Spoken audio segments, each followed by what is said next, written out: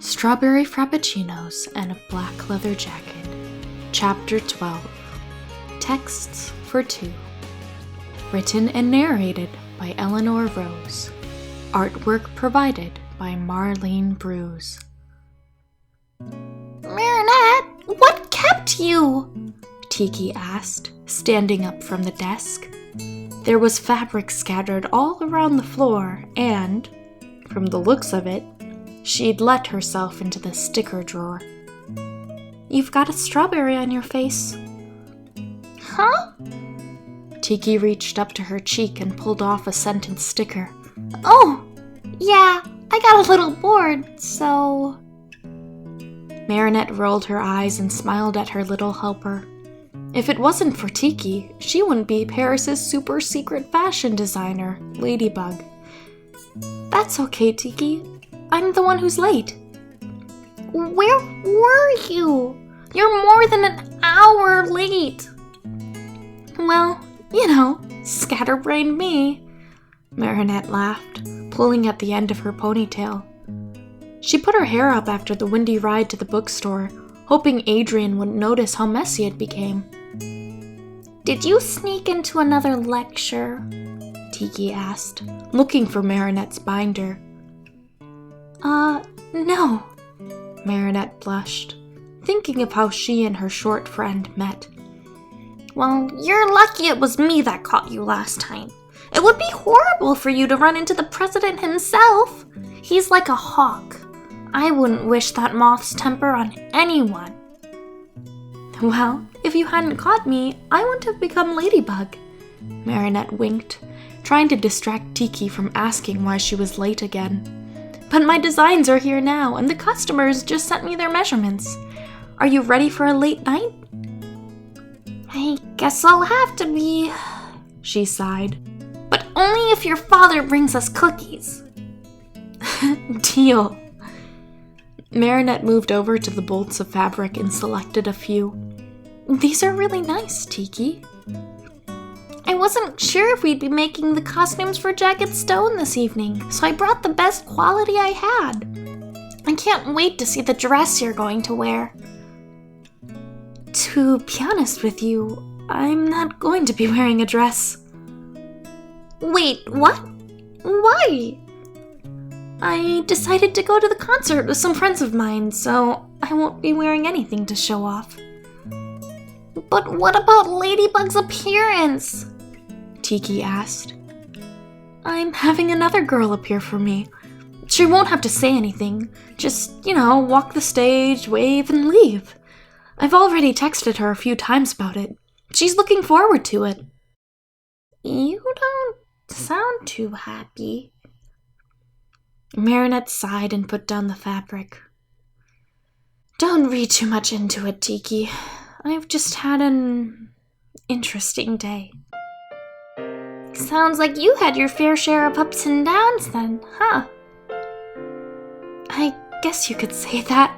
I tried to not let myself get carried away, but I guess my head is still stuck in the clouds. Is this about that Adrian boy? Tikki frowned, flipping through the Ladybug designs.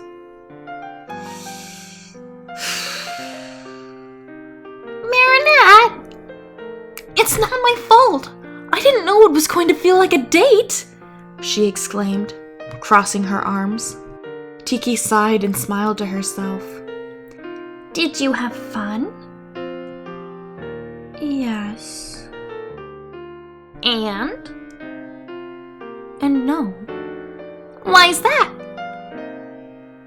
I met his girlfriend today. And it made it real. She's gorgeous, Tikki. I can't compete. Why? I'm sorry? Why can't you compete, Marinette? You're pretty and quite the catch. Because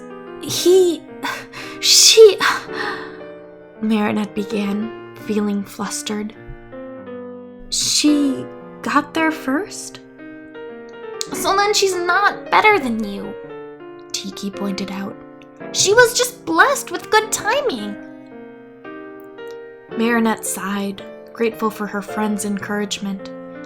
Tikki, somehow, always knew what to say when she was feeling a bit down. What do you think? Of the patterns? They're perfect! I hope you're ready for a night of stitching. Marinette and Tikki set to work, hand-stitching the fabric together and chatting about the upcoming concert. It was about 3 a.m. when she got a message on Twitter. Hey, LB, are you still awake? Cat Noir official. She looked from the phone to Tikki. Hey, why don't we call it a night? The project will still be here in the morning. Sounds good. She yawned, dropping the shirt she was working on. I'll see you tomorrow. With that, Tikki waddled over to the bed and curled up, falling asleep almost instantly and leaving Marinette to sigh at her phone. Yeah, why? Marinette typed. Can't sleep. You? Making the costumes for Jagged Stone's concert. Really? Does that mean the ladybug costume is done? Yeah, we finished it about an hour ago. Can I see it? Nah. No? Oh. But Bugaboo, I want to see it. Oh. Marinette's hand flew to her mouth to stifle a giggle. As playful as he was, Cat sometimes acted like a needy kid. Good things to those who wait, kitty, Marinette typed. Sorry, Cat, but I know you'll like it. Just a peek. Curiosity killed the cat. But satisfaction brought it back. You really are relentless, aren't you, Tomcat? Please. How about I give you the link for the entrance music?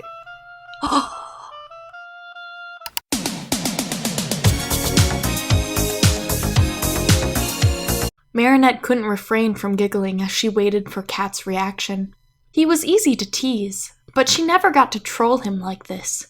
She had to grab a pillow to laugh into for fear of waking Tikki. Why would you do that to me? Grump, grump, grump.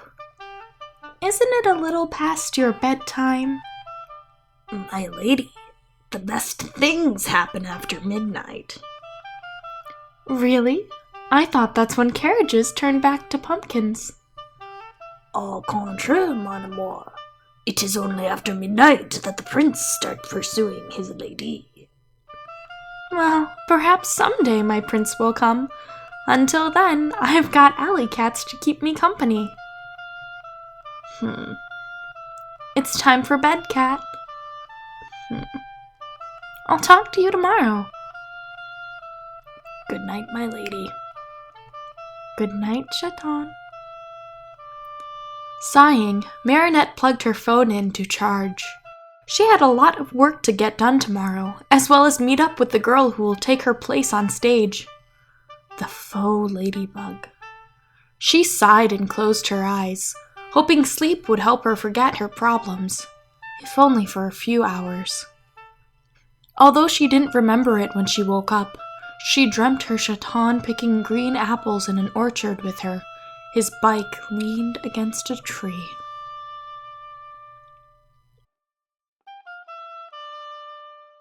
End of chapter.